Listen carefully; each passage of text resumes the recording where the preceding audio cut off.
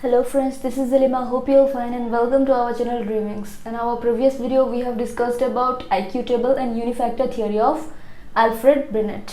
So today we will be discussing about two-factor theory of intelligence, जो कि describe किया था चार्ल्स एडवर्ड स्पीयरमैन ने। चार्ल्स एडवर्ड स्पीयरमैन ने, जो कि एक ब्रिटिश साइकोलॉजिस्ट थे। According to him, intelligence is made up of two factors.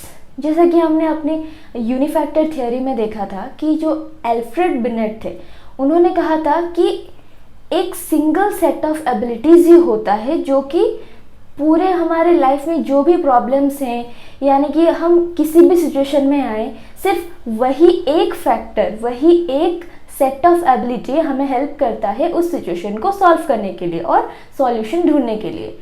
But according to him, Charles Edward Spearman, उन्होंने कहा कि जो इंटेलिजेंस है वो दो फैक्टर्स के हिसाब से होता है। तो वो दो फैक्टर्स क्या है? General ability and specific ability.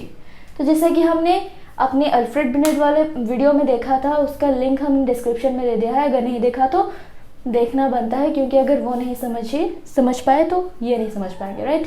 तो जनरल एबिलिटी क्या है और अब स्पेसिफिक एबिलिटी क्या है? जनरल एबिलिटी को उन्होंने डिनोट किया था जी फैक्टर एंड स्पेसिफिक एबिलिटी को उन्होंने डिस्क्राइब किया था एज और डिनोट किया था एज एस फैक्टर।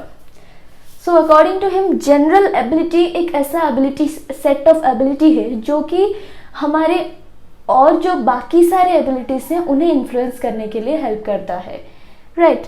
तो जो जनरल एबिलिटी है, अगर हम चार स्पीयर्स सर्कल्स ले और वो इंटरसेक्ट कर रहा है बीच में, तो एक जो जी फैक्टर है वो इंटरसेक्शन के प्लेस पर आएगा।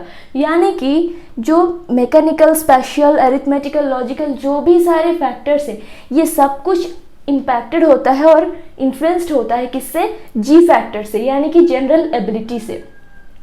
तो अब जनरल एबिलिटी क्या है और स्पेसिफिक एबिलिटी क्या है, ये दोनों फैक्टर्स के बारे में हम आगे देखेंगे।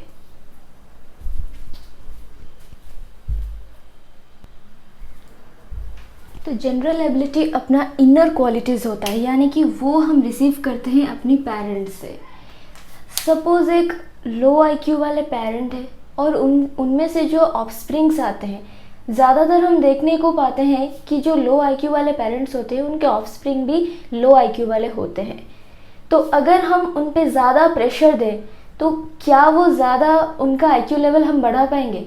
नहीं, क्योंकि उनका जो आईक्यू लेवल है, क्योंकि हमने अपनी पहले वीडियोस में भी देख रखा है कि जहाँ पे हमने हेरिडिटी एंड एनवायरनमेंट का प्रोडक्ट देखा था, नेचर नर्चर डिबेट देखा था, तो वहाँ पे हमने देखा है कि जो हेरिडिटी का फैक्टर है वो बिल्कुल पेरेंट्स के साथ लिंक्ड अप होता है, और जो इंटेलिजेंस है, नेचर, कुछ नेचर, बिहेवियर, ये सब कुछ एनवायरनमेंट से भी इफेक्ट होता है, पर ज़्यादातर इम्पैक्ट डालता है हेरिडिटी।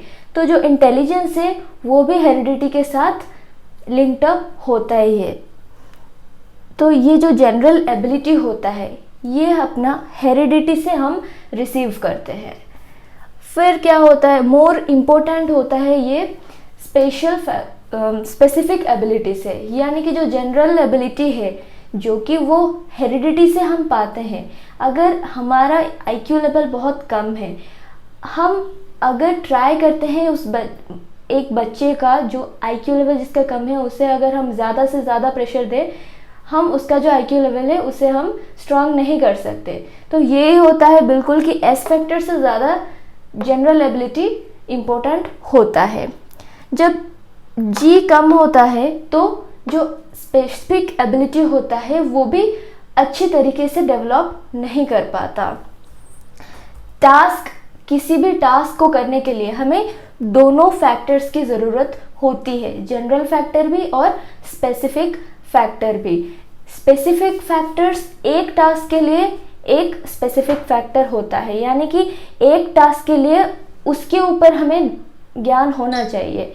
तो अगर कोई बच्चा इस एग्जाम्पल में हम देख सकते हैं कि किसी बच्चे का जो स्पेसिफिक एबिलिटी है वो डांस में ज़्यादा हो सकता है और मैथ्स में कम हो सकता है। तो डिफरेंट टास्क के लिए डिफरेंट हम स्पेसिफिक एबिलिटीज़ देखते हैं, क्योंकि जो स्पेसिफिक एबिलिटी होता है वो बिल्कुल चेंजेबल होता है, उसे हम ट्रेन कर सकते हैं, उसे हम ज़्यादा से ज़्यादा इम्प्रूव करने की हम कोशिश कर सकते हैं, प्रेशराइज कर सकते हैं, और ज़्यादा हम ट्रेनिंग करने के बाद, प्रैक्टिस करने के बाद हम उसे इम्प्रूव कर पाते हैं एक स्पेसिफिक फील्ड में।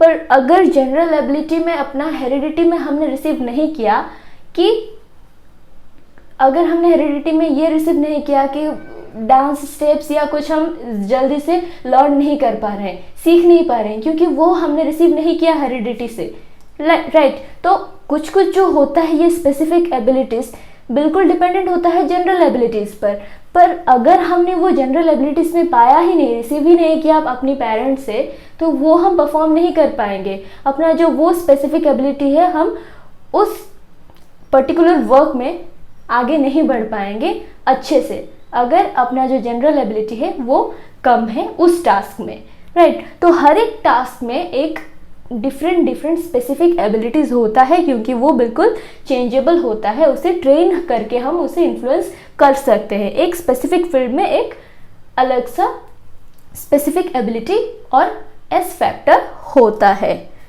तो यही डिस्क्राइब किया था चार्ल्स एडवर्ड स्पीयरमैन ने। 1916 में गॉडफ्रे ने उन्हें उनकी जो थियोरी है उसके लिए उन्हें क्रिटिसाइज भी किया था, क्योंकि उनका जो एविडेंस है वो प्रैक्टिकल नहीं था अकॉर्डिंग टू हिम। पर देखा जाए तो ये बिल्कुल सही बात है, क्योंकि हमारा जो जनरल एबिलिटी है जो हम हेरिडिटी से पाते हैं वो बिल्कुल बहुत ज़्यादा इन्फ्लुएंस करता है अब हमें अदर टास्क सब करने के लिए, राइट। स्पेसिफिक एबिलिटीज सब परफॉर्म करने के लिए ये एक सेंटर होता है जनरल एबिलिटी, जो जी फैक्टर होता है, इसे डेवलप करना, राइट। ऐसा नहीं है कि हम अपना जो एनवायरनमेंट है उसके साथ जी फैक्टर को चेंज तो नहीं कर सकते, पर डेवलप ज़रूर कर सकते हैं, उसे इम्प्रूव ज़रूर कर सकते हैं। अगर कोई किसी बच्चे का IQ लेवल लो है तो हम काफ़ी सारे आइडियाज़ हम अप्लाई कर सकते हैं उस पर, थोड़ा बहुत वो इम्प्रूव कर सकता है अपने लाइफ में, राइट।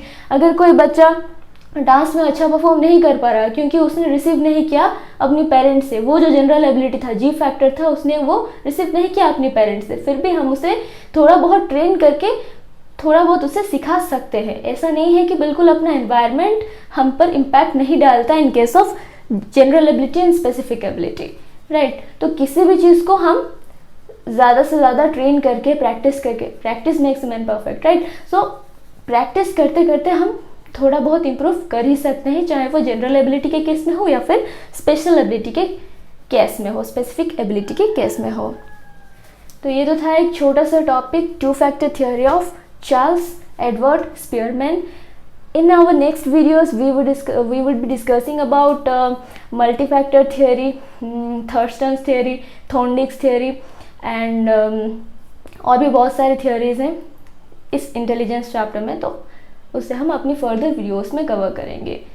तो वीडियो अच्छा लगे तो लाइक, शेयर एंड सब्सक्राइब जरूर कीजिएगा और पास वाले बेल आइकन को दबाना मत भूलिएगा। फिर मिलते हैं अपनी नेक्स्ट वीडियो पर। Till then be safe, keep learning, सीखते रहिए, सिखाते रहिए। God bless you, thank you.